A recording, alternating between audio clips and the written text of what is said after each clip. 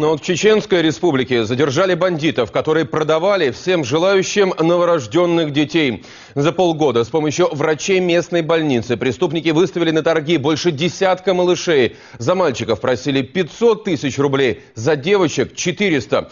Но причем у преступников товар был всегда, ведь они очень убедительно рассказывали молодым мамам, что их младенцы появились на свет со смертельной болезнью или вообще мертвые. Что, как вы понимаете, на самом деле было не так. Подробности у Анастасии Морозовой.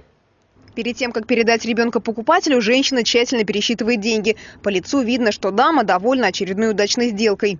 Да, и 500 тысяч. Там еще одна вот почта этого ребенка. Этому младенцу всего 5 дней. Он должен был стать очередной жертвой мошенников. Однако, когда полицейские, которые выступают в роли покупателей, раскрывают себя, женщина вдруг начинает твердить, что этот мальчик – ее родственник. Что за ребенок? Ребеночек, это наш ребеночек. Мама болеет, я его с собой взяла. Ваш ребеночек.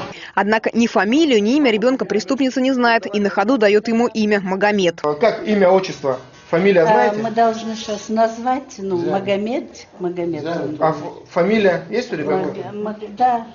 Как фамилия у ребенка? По этим. То есть имя еще не... Но мы не назвали. Не назвали. На младенцев у преступников была установлена своя такса. За мальчиков они просили 500 тысяч рублей, за девочек 400. В сумочке пожилой дамы 10-я часть суммы. Это доля женщины за посредничество. Откуда у вас вот эти денежные средства? Эти мои деньги. Основная прибыль с торговли детьми доставалась сотрудникам больницы города Хасавюрта, в которой работали несколько участников преступной группировки. Всего в этом бизнесе было задействовано 12 человек. У каждого была своя специализация. Врачи занимались поиском детей.